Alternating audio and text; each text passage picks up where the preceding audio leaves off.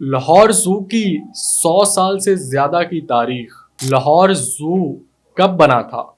Lahore zoo में जानवरों के साथ कैसा सलूक किया जाता है? क्या शेर को पिंजरे के अंदर बंद करके रखा गया है? अस्सलाम वालेकुम नाजरीन, आप देख रहे हैं दी ओपिनियन और मैं आपका होस्ट अब्दुल्ला इजाज। ताज़ा तरीन खबरों और करंट अफेयर्स को जानने के लिए हमारे चैनल को लाइक करें, सब्सक्राइब करें और बेल आइकन का बटन दबाना मत भूलिएगा।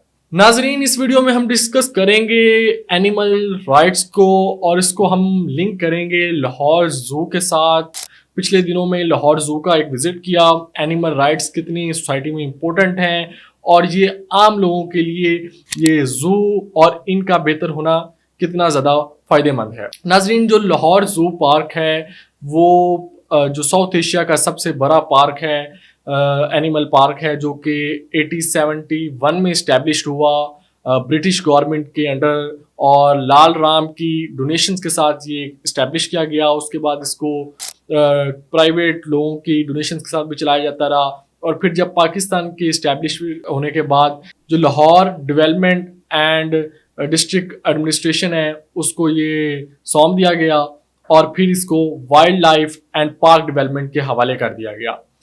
जो ये पार्क है ये साउथ एशिया का एक बहुत बड़ा पार्क है एनिमल्स के हवाले से, जिसमें 1100 से ज़्यादा एनिमल्स मौजूद हैं और 110 से ज़ायद स्पीशीज़ जो कि यहाँ पर इस पार्क में मौजूद हैं। लेकिन इतना बड़ा नंबर एनिमल्स का और स्पीशीज़ का मौजूद है, लेकिन क्या उनके साथ अच्छा सलूक किया जाता है? क्या उनके राइट्स पूरे किए जाते हैं?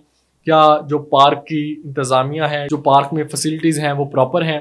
पहले तो हम डिस्कस करेंगे कि कौन कौन से मेजर जो स्पीशीज़ हैं और एनिमल्स यहाँ पे मौजूद हैं।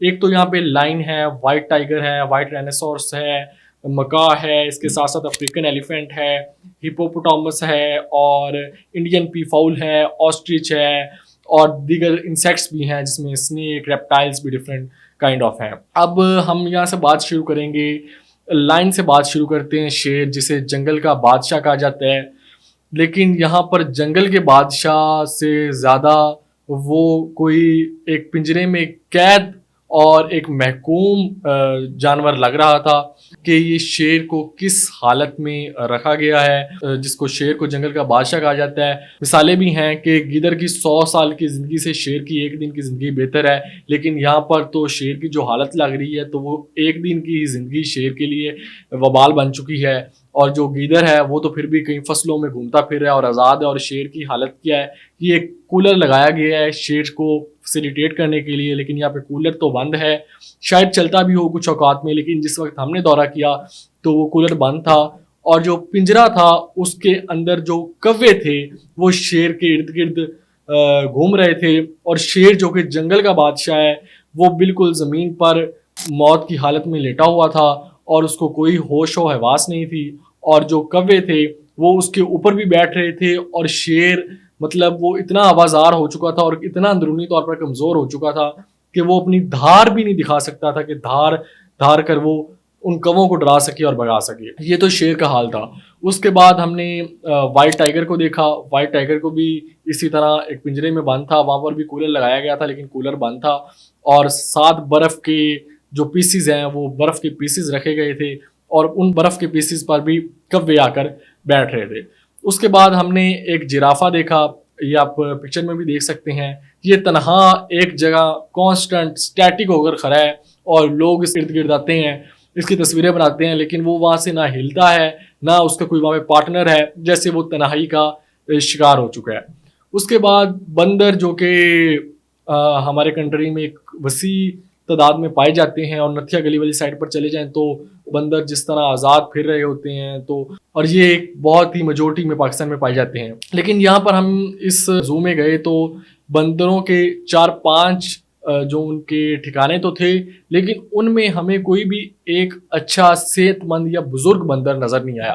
तमाम जो बंदर थे वो बच्चे थे या 1-2 अपनी मिडिल एज के अंदर होंगे, बकाया सारे बच्चे थे। और बच्चे भी क्या, कोई जो पिंजरा था वो कोई 20 से 25 फुट उसकी ऊंचाई थी और 30 से 35 फुट उसकी चौड़ाई थी, लेकिन उसमें 4 से 5 बंदर ही मिलते थे। लेकिन अब यहाँ पर कुछ चीज़ें गौर व फिक्र के लिए हैं कि जू जो कि ऐसी प्लेस है, लोगों के विजिट करने की प्लेस है, लोग खुशी से जाते हैं, लेकिन अब लोगों ने वहाँ पर जाना छोड़ दिया है और लोग उस तादाद में नहीं आते। और स्पेशली जो लाहौर के मुकामी लोग हैं वो लाहौर में जू में नहीं जाते। इसकी क्या वजह है? इसकी सबसे बड़ी वजह तो ये है कि एक तो जानवर जो वहाँ पर जिस तरह जानवरों का दिखाया जाता है, तो लोग वैसे ही आवाज़ार हो जाते हैं। लोग कहते हैं लो यही देखना है, तो ये तो हम सोशल मीडिया पर भी देखते रहते हैं, मोबाइल्स पर भी देखते रहते हैं। मतलब कोई इतनी आपके पास 110 से जो आपकी रिकॉर्डेड रिपोर्ट्स हैं, ये मैंने वहाँ पे गिने नहीं है वहाँ पे कितनी आपके पास अवेलेबल हैं, लेकिन जो रिपोर्ट्स हैं उसके अकॉर्डिंग 110 से ज़्यादा स्पीशीज़ और 1200 से ज़्यादा एनिमल्स वहाँ पर मौजूद हैं। लेकिन जो अट्रैक्टिवनेस पैदा करनी है और वो जो खूबसूरती होती है ज़ू की, उसमें बहुत ही कमी है। हाँ, ग्रीनरी और नेचुरल ब्यूटी के साथ उसको बहुत खूबसूरती से सजाया गया है। ग्रास बहुत फ्रेश है, दरख्त बहुत ज़्यादा लगाए गए हैं और एक ग्रीनरी वाला इन्वायरमेंट तो पैदा करने की कोशिश की गई है। लेकिन ये कोई पार्क तो नहीं है, ये तो लाहौर ज़ू है, यानी ज़ू है, एनिमल पार्क है। आपने यहाँ पर इंसानों से ज़्यादा एनिमल्स को फैसिलिटेट करना है, लेकिन वहाँ पर लोग पिकनिक तो जाकर मना सकते हैं, लेकिन एनिमल्स के जो राइट्स हैं वो कहीं ना कहीं वायलेट होते हुए हमें दिखाई देते हैं।